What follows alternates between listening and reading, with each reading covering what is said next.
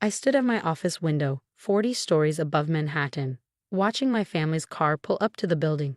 Even from this height, I could recognize my sister Olivia's perfect posture as she stepped out, followed by my parents. They had no idea they were about to walk into a meeting with the daughter they'd disowned 10 years ago. My assistant's voice crackled through the intercom. "Ms. Bennett, the Eastwood Financial team has arrived for the merger meeting. Send them to the main conference room," I replied, smoothing my Armani suit. "I'll be there in 5 minutes." 10 years. A decade since that night when my family had thrown me out, all because I'd chosen computer science over joining the family's financial firm. The memory was still sharp as glass. "No daughter of mine is going to waste her life playing with computers." My father's voice had boomed through our mansion's mahogany-paneled study. "The Eastwood name means something in this city. We're bankers, not tech support." I was 18, fresh out of high school, clutching my MIT acceptance letter like a shield. "Dad, please, technology is the future. I can build something meaningful."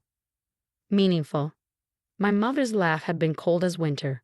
"Your sister is already managing client portfolios, and you want to sit in a basement writing code." Olivia had stood in the doorway, arms crossed, satisfaction gleaming in her eyes. At 21, she was everything my parents wanted, the perfect Eastwood daughter, following the predetermined path into high finance. "You have a choice," my father had declared. "Either you accept your place at Wharton and join the family business, or you leave this house with nothing. No trust fund, no connections, no family name to open doors." I looked at each of their faces, my father's rigid authority, my mother's disappointed disapproval, Olivia's smug certainty that I'd cave under pressure. In that moment, something inside me had hardened into diamond. Then I choose nothing. I'd walked out that night with a backpack containing my laptop, a change of clothes, and the $3,000 I'd saved from summer jobs. They thought they were teaching me a lesson about respect and family loyalty. Instead, they taught me how to build an empire from scratch. The first year was brutal. I worked 3 jobs while attending MIT on scholarships and student loans. Barista in the morning, library assistant between classes, coding freelance projects late into the night. My dorm room became my first office, my roommates' complaints about my late-night typing a constant soundtrack. But I was building something. The code I wrote between coffee runs and library shifts was laying the foundation for what would become next-gen solutions. Though back then, it was just a dream encoded in endless lines of programming. By sophomore year, my financial algorithm caught the attention of a small tech incubator. While Olivia was making partner at Eastwood Financial, I was sleeping on a futon in a shared workspace, pouring everything into my startup. The breakthrough came during my junior year. My trading algorithm didn't just analyze market patterns, it predicted them with uncanny accuracy. Venture capitalists started circling. But I remembered my father's lessons about maintaining control, even if I'd rejected everything else he stood for. I took smaller investments from multiple sources, never giving away too much equity. I kept my identity private, using my mother's maiden name, Bennett, and avoiding publicity. The tech world knew Monica Bennett as a voice on conference calls, a signature on contracts, a brilliant mind who valued privacy. No one connected the mysterious founder of Next Gen Solutions with Monica Eastwood, the disowned daughter of banking royalty. By graduation, Next Gen was worth $50 million. While my family attended Olivia's wedding to another banking scion, I was signing contracts worth more than the entire ceremony cost. 5 years after being kicked out, I bought my first penthouse, ironically, in the same building where I'd grown up. I watched my family come and go, living their lives 4 floors below, never knowing their disgraced daughter was living in the top floor suite. Now, 10 years later, Eastwood Financial was failing. It missed the tech revolution, dismissed cryptocurrency as a fad, ignored the rise of algorithmic trading. Their clients were jumping ship to more innovative firms, many of them quietly managed by next-gen superior technology. And they'd come to next-gen solutions, hat in hand, hoping to arrange a merger that would save their company. They had no idea they were about to negotiate with a daughter they'd thrown away. My phone buzzed. Olivia was calling from the conference room, probably annoyed at being kept waiting. The great Eastwoods didn't like to be kept waiting. I let it ring. Let them sit there, in my conference room, surrounded by the empire I'd built without their name, their money, or their approval. Let them feel what it's like to be powerless, waiting on someone else's time. I checked my reflection one last time. Gone was the teenage girl with dreams of coding. In her place stood a woman who built a billion-dollar company through sheer determination and brilliance. Ms. Bennett? My assistant's voice again. They're asking how much longer. I smiled, picking up the folder containing the merger agreement, or rather the acquisition agreement they hadn't realized they were about to sign. Tell them the CEO is on her way. The walk to the conference room felt like walking through time. Each step took me closer to the moment I'd imagined countless times over the past decade. The moment when they'd realized that the daughter they dismissed as a failure now held their fate in her hands. I paused outside the heavy oak doors, hearing their muffled voices inside. Olivia's sharp tone carrying through. This Bennett woman better be worth all this waiting. Who does she think she is? I smiled. They were about to find out. I pushed open the conference room doors with quiet confidence. The Manhattan skyline provided a dramatic backdrop through the floor-to-ceiling windows as I walked to the head of the table.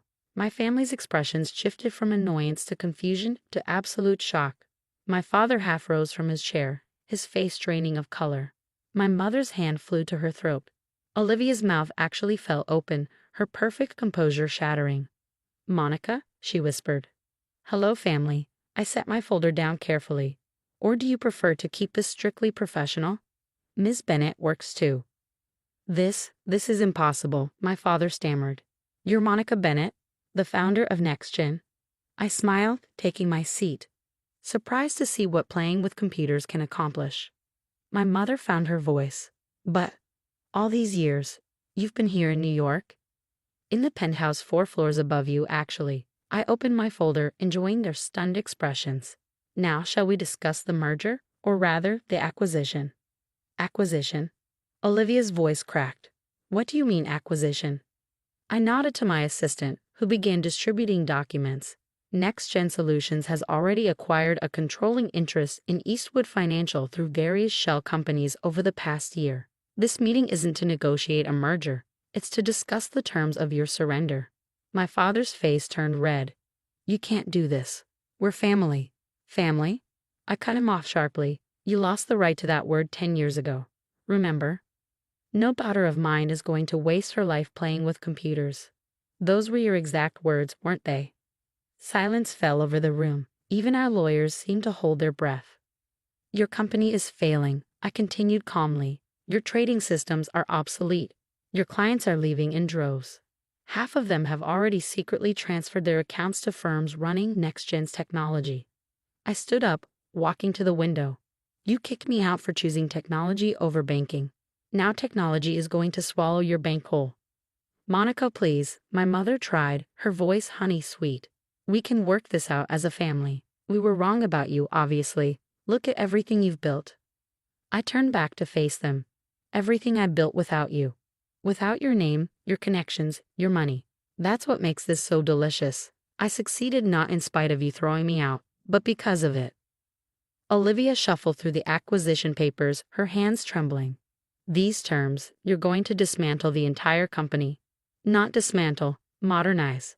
I returned to my seat. "Eastwood Financial will be absorbed into NextGen's operations.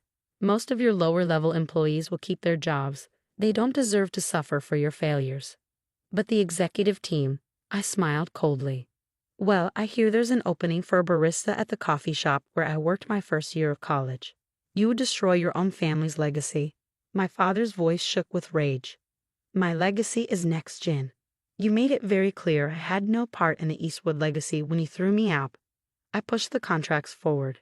"Sign, or I'll call an emergency shareholder meeting and have you removed from the board. Either way, Eastwood Financial belongs to me now." My mother burst into tears, perfectly timed as always.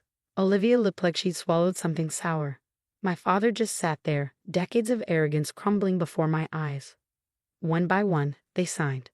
As they stood to leave, defeated and humiliated, I called out, "Olivia?" She turned back, trying to maintain her dignity. "That corner office of yours? Have it cleared out by Friday. I'm turning it into a coding boot camp for underprivileged kids." After they left, I returned to my window, watching their expensive cars pull away from the building. My assistant appeared with a glass of champagne. "Congratulations on the acquisition," he said. though I suspect this was about more than just business. I took the glass, remembering that scared 18-year-old girl who'd walked out into the night with nothing but a laptop and determination. Sometimes success isn't just about proving them wrong. It's about becoming so powerful that they have to sit across a table and watch you sign their failure into existence. The press release went out an hour later. Tech giant NextGen Solutions acquires historic Eastwood Financial. My phone exploded with messages from long-lost relatives suddenly remembering their dear cousin Monica. I ignored them all.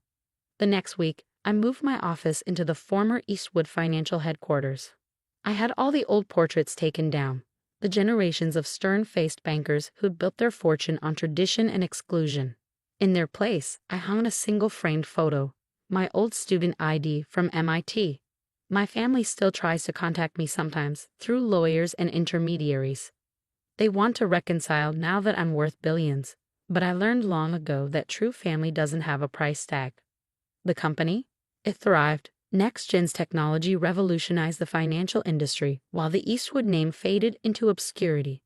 My father retired in disgrace. Olivia took a middle management position at a smaller firm. My mother started telling anyone who would listen that she'd always believed in Monica's dreams. I let them talk.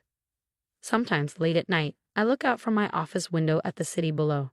I think about that night 10 years ago, when they thought they were punishing me by taking away my inheritance. They didn't realize they were actually setting me free. They thought they were closing doors by disowning me. Instead, they forced me to build my own doors, my own building, my own empire. Now when people hear the name Eastwood, they don't think of the old banking dynasty. They think of the daughter who was kicked out for daring to believe in technology. The daughter who came back 10 years later to buy the company that had rejected her. I keep my father's final words to me framed on my wall. No daughter of mine is going to waste her life playing with computers. Below it, I added my response. You were right, I'm not your daughter anymore, I'm your boss. The view from the top isn't about looking down on those who hurt you. It's about being able to see clearly who you always were, even when they couldn't. Success isn't just about proving them wrong. It's about proving yourself right. And sometimes, the best revenge isn't just success. It's success so massive that they have to read about it in the Wall Street Journal while clearing out their corner offices. The daughter they disowned now owns their name. That's not just revenge. That's justice.